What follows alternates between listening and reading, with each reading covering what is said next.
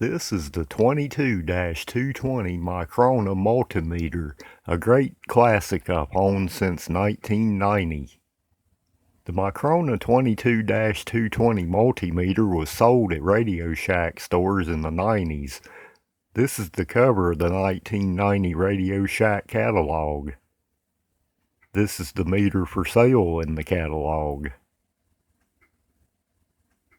I think I got mine on sale actually for about $10 off. Access to the battery is a compartment behind this lid.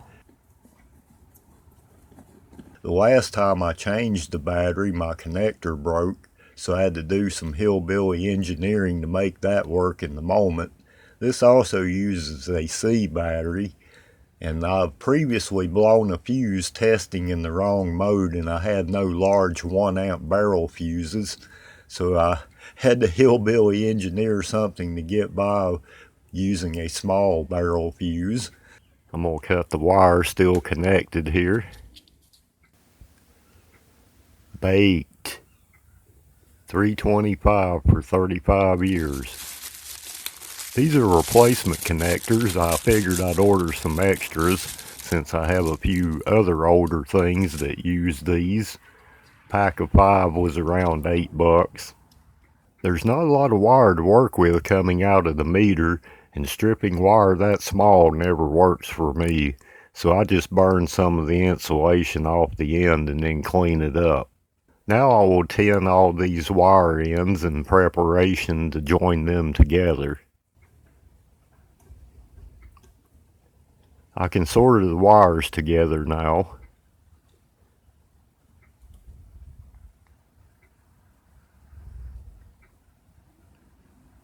I'm going to wrap some black tape around these connections.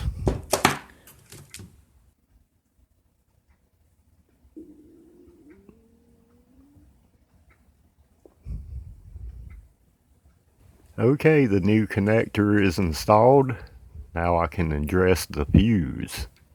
This requires a 1 amp fuse. When I blew the last one, I did not have any of the large 1 amp glass fuses, so I hillbilly engineered a small 1 amp fuse with the metal ends of the bigger fuse to make it fit in there.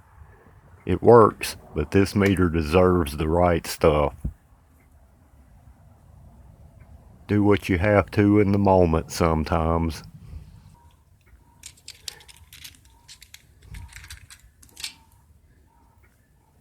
New fuse will pop in the holder. Cool thing is, next time I'll have a spare in this convenient holder here.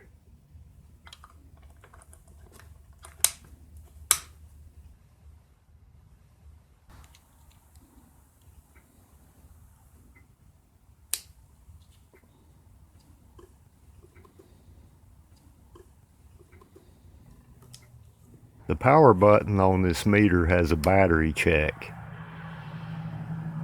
With that showing voltage, I know the meter has power now.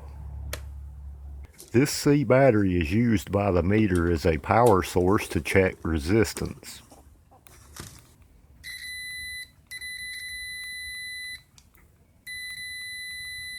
Music to my ears.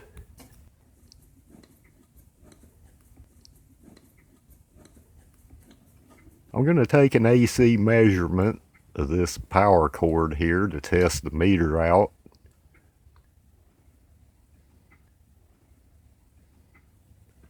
I'll go to the 300 volt range here.